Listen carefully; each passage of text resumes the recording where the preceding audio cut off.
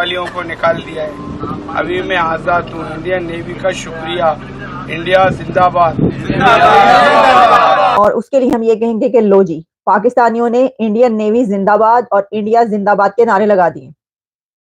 पाकिस्तानियों ने भाई नारे लगाए हैं और हाथ ऊंचे कर कर के नारे लगाए। अगर बेकारों की बात की जाए तो यहाँ पर आप एजुकेशन डिपार्ट एक तो हमारी गवर्नमेंट जो कि एजुकेशन को सपोर्ट ही नहीं कर रही। इस वक्त जो लास्ट आपने बजट दिया हमारे सागदार साहब ने, उसमें उन्होंने कोई बजट तालीम के लिए कोई उन्होंने बजट नहीं रखा। फर्स्ट ऑफ ऑल ना उन्होंने एजुकेशन के लिए रखा है, ना ही कुछ उन्होंने मेडिकल फैसिलिटीज़ के लिए खास बजट रखा है कि वो कहाँ पर यानी कि छुपे बैठे हैं। तो छुपने की जरूरत नहीं है, सामने आकर आपको शुक्रिया अदा करना चाहिए। आपको कहना चाहिए जनाब थैंक यू। जो उनके हैं नेवी के उनके कमांडर हैं उनको बोलिए, साथ में जरूरतमंद है भी वो भी कहेगा कि जी जनाब हमें इसको मुझे लेने नहीं है। उसकी वजह यह है कि लोग इस लोगों को इसको पेशा बना लिया हुआ है। सर हमने हट्टे कट्टे लोगों को मांगते हुए देखा है।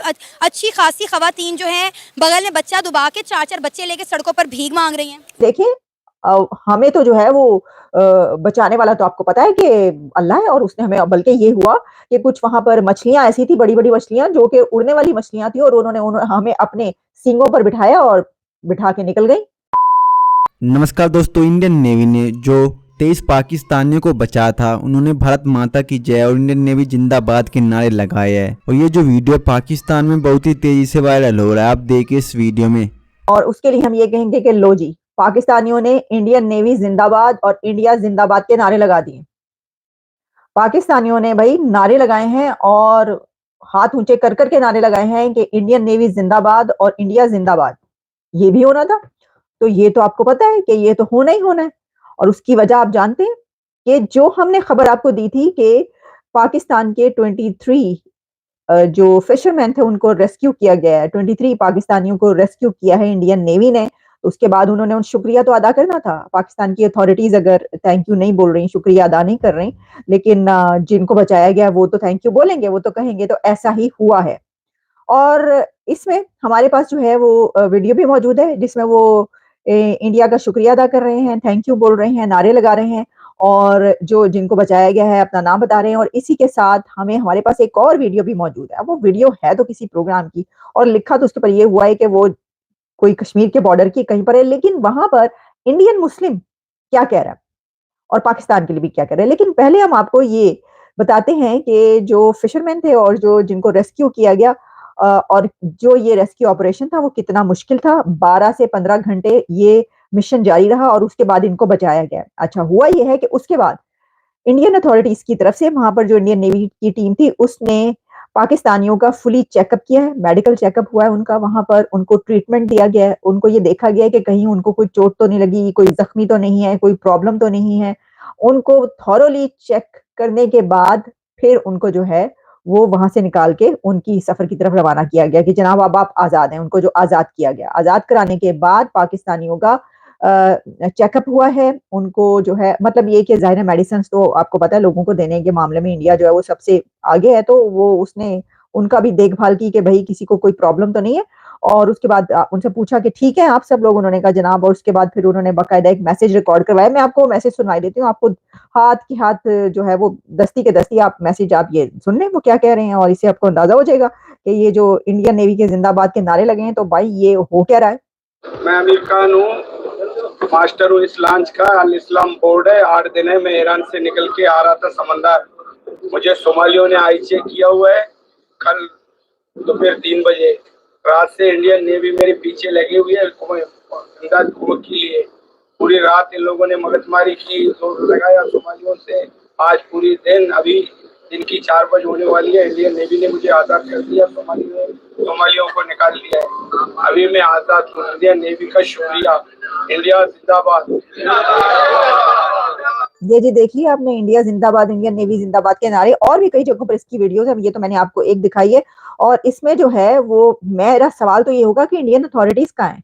और इंडियन अथॉरिटीज नहीं, माफ कीजिएगा, पाकिस्तानी अथॉरिटीज कहाँ है इस वक्त, कि वो कहाँ पर यानी कि छुपे बैठे हैं। तो छुपने की ज़रूरत नहीं है, सामने आकर आपको शुक्रिया अदा करना चाहिए, आपको कहना चाहिए जनाब थैंक यू।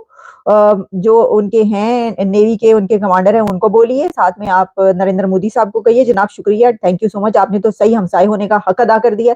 ये हम हक अदा नहीं कर पाए, आपने हक अदा कर दिया, तो उसमें कोई मैसेज हमें नज़र नहीं आ रहा। पाकिस्तान की हुकूमत की तरफ से कोई इसके ऊपर जो है वो रिएक्शन नज़र नहीं आया। इसको हाँ बोले, ना बोले, कुछ तो बोले भाई।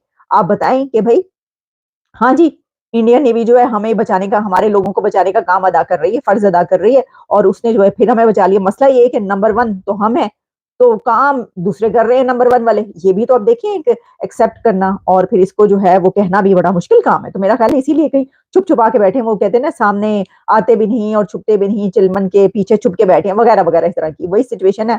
और मेरा तो ख़्याल था कि जब मैं इसके ऊपर नेक्स्ट प्रोग्राम करूँगी, कल जब मैंने किया तो नई डेवलपमेंट्स होंगी तो ज़रूर करेंगे, पाकिस्तान की तरफ से कोई रिएक्शन आएगा। मैं कह रही थी कि ज़रूर आएगा, मुमताज़ ज़हरा बलोच कहाँ छुपी बैठी रह सकती हैं, ज़रूर सामने आएँगी और कुछ बोलेंगी, लेकिन किसी ने कुछ नहीं कहा। तो शहबाज शरीफ को ट्वीट ही कर देते नरेंद्र मोदी को टैग करके कि जनाब ये देखें आपने काम कर दिया, हमारा बड़ा ज़बरदस्त शुक्रिया, लोगों को बचाया। लेकिन देखिए गरीब लोगों को बचाया ना, फिशरमैन हैं जी, तो इनकी जो है कोई फ़िक्र ही नहीं। और सोच रहे हैं कि लो, वो गरीब मछेरों को बचा लिया, हम क्या करें?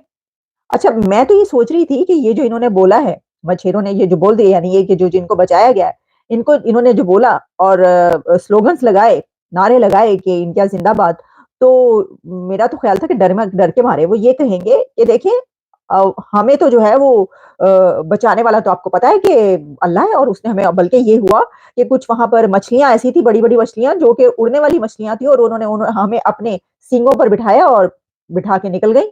या फिर ये कहा जाएगा कि हमारे ऊपर जो एक बादल का टुकड़ा आया और वो आके ठहर गया। बस बादल के टुकड़े ने साया किए रखा और उसमें से फिर जंगजू उतरे नीचे और उन्होंने जो है वो पायरेट्स के साथ किया है। तो हमारे लिए भेजी है, अल्लाह की तरफ से फ़ौज आई है।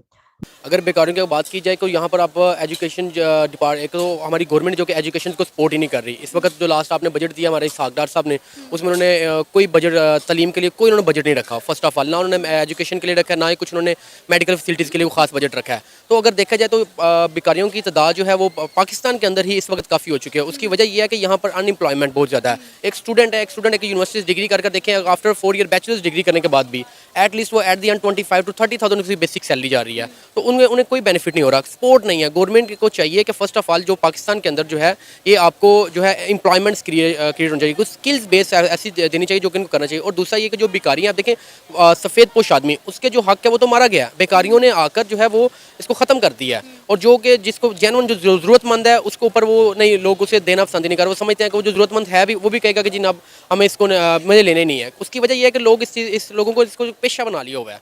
सर हमने हट्टे कट्टे लोगों को मांगते हुए देखा है, अच्छी खासी खवातीन जो हैं बगल में बच्चा दुबा के 4-4 बच्चे लेके सड़कों पर भीख मांग रही हैं। जी, उसकी वजह ये है ना कि देखें एक चीज़ है कि हम लोगों ने कुछ, दूसरी बात ये है कि लोगों ने दे देकर लोगों को ख़राब किया। एक आदमी है वो बेकारी है, लेट्स तो वो एक औरत है, अगर देखो वो डेली का अगर 5,000 10,000 लेके जा रही है, उसने कहना इससे अच्छा बिजनेस ही नहीं है। अगर कोई जॉब भी करता है, बल्कि एक इंटरव्यू भी हुआ था जिसमें उन्होंने दिखाया था कि अगर बेकारी ने एक गाड़ी रखी हुई है और वो डेली वो कह रहा है कि मैं 35,000 की जॉब कर रहा हूँ और उसके बेटर है कि मैं ये मांग रहा हूँ। तो उसकी वजह ये कि गवर्नमेंट की सपोर्ट ही नहीं है। गवर्नमेंट को इस तरफ देखना चाहिए। आप जिस तरह यूएई देखें, यूएई के जो है वो उनका सेपरेट चल रहा है, वो इस चीज़ को बहुत ऑब्जर्व करते हैं। वो ज़रूरतमंद हो उसी को चीज़ को देते हैं। पाकिस्तानियों ने वहाँ पर जाकर पेशा बना लिया हुआ है।